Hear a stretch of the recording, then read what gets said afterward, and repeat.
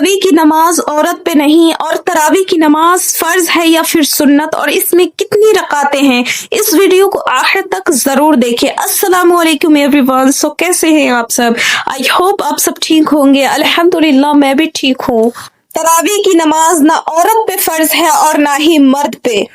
जी हाँ, औरत पर भी तरावी की नमाज होती है, लेकिन वो फर्ज या फिर वाजिब नहीं बल्कि सुन्नत मुक़द्दा है, जैसे मर्दों के लिए होती है। मोहम्मद सल्लल्लाहु अलैहि वसल्लम ने चांद रातों तक तरावी जमात से पढ़ी, फिर छोड़ दी और फरमाया, मुझे अंदेशा हुआ कि कहीं ये तुम पर फर्ज ना कर दी जाए, इसलिए मालूम हुआ कि अगर फर्ज होती तो वो कभी ना छोड़ते। रमजान के महीने में ईशा की नमाज के बाद तरावी पढ़ी जाती है। अगर कोई शख्स तरावी नहीं पढ़ता तो उससे गुनाह नहीं होगा। तरावी पढ़े तो सवाब, ना पढ़े तो गुनाह नहीं। जैसे मैंने कहा कि अगर कोई शख्स तरावी की नमाज पढ़ता है तो बहुत सवाब है, अगर नहीं पढ़ता तो गुनाह नहीं। अब जानते हैं हदीस की रोशनी में, तरावी असल में रमजान की रात क़ियामुल लैल है, जो बहुत फजीलत वाली इबादत है, गुनाहों की माफी है। मोहम्मद सल्लल्लाहु अलैहि वसल्लम ने फरमाया, जो शख्स रमजान में ईमान और सवाब की नीयत से क़ियाम करे, उसके पिछले गुनाह माफ कर दिए जाते हैं। यानी तरावी पढ़ने से अल्लाह ताला गुनाहों को माफ फरमा देता है, जब सच्चाई, नियत और ईमान हो।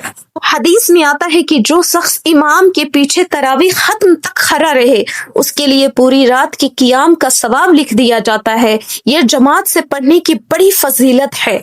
रमजान की खास इबादत कुरान में रमजान की अजमत बयान हुई है। रमजान का महीना वो है जिसमें कुरान नाजिल हुआ, इसलिए इस महीने की रातों का क़ियाम तरावी और भी ज्यादा अजर वाला है।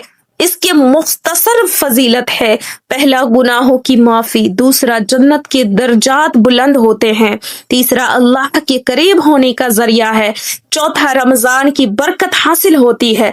तरावी फर्ज नहीं बल्कि सुन्नत मुक़द्दा है, लेकिन इसका सवाब बहुत अजीम है। तरावी की नमाज की बहुत ज्यादा फजीलतें हैं। आप अपनी पूरी कोशिश करें तरावी की नमाज पढ़ने की। अगर कभी मजबूरी से छूट जाए तो गुनाह नहीं, लेकिन जानबूझकर हमेशा छोड़ देना बेहतरीन अमल को छोड़ना है, इससे सवाब से महरूमी है।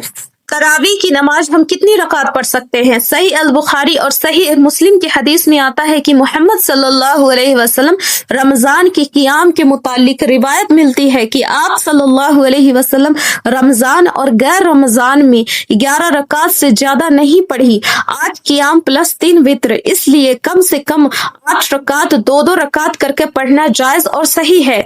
20 रकात का अमल उमर इब्ने अल खत्ताब के दौर में सहाबा ने 20 रकात जमात से अदा की और ये सिलसिला जारी रहा, इसलिए 20 रकात भी दुरुस्त और मशहूर अमल है। अगर ज्यादा ताकत हो तो 20 रकात बेहतर है, अगर मुश्किल हो रही है तो 8 रकात भी काफी है।